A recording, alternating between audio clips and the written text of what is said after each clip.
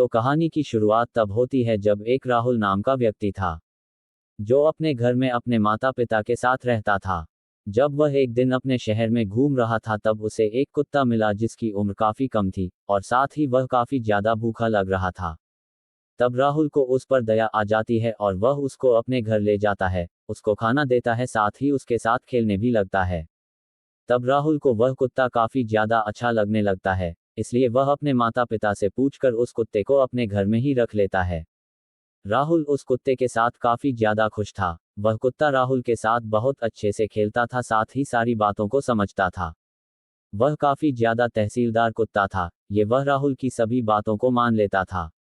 कुछ समय बाद राहुल उस कुत्ते को काफी कम महत्व देने लगा, जिसके कारण वह कुत्ता काफी ज्यादा दुखी था। और एक दिन शायद राहुल को लगा कि वह अब उस कुत्ते का ध्यान नहीं रख पाएगा, या फिर उस कुत्ते पर राहुल की रुचि खत्म होने लगी थी। इसलिए उस राहुल ने एक दिन जब वह कुत्ता सो रहा था तब उस कुत्ते को अचानक ही वह कुत्तों की दुकान में छोड़कर आ जाता है।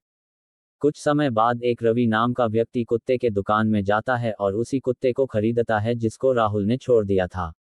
अब रवि उस कुत्ते को घर ले आता है, साथ ही उसका काफी अच्छे से ध्यान भी रखने लगता है।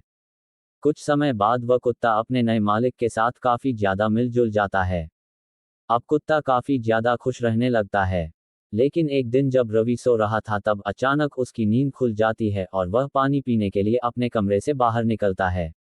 तब वह देखता है कि उसका कुत्ता सोया नहीं है बल्कि रवि के कमरे को झांक रहा है।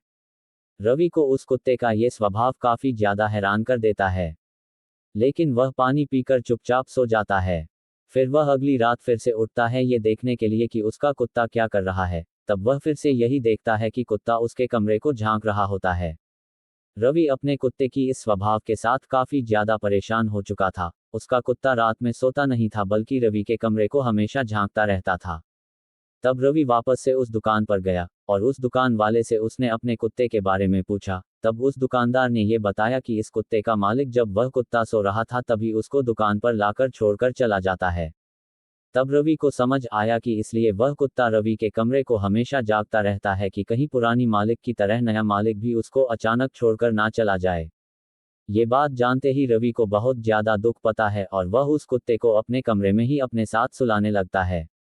तब से वह कुत्ता आराम से अपने मालिक के साथ सोने लगता है। तो दोस्तों, कहानी यहीं पर खत्म हो जाती है। आपको ये कहानी कैसी लगी?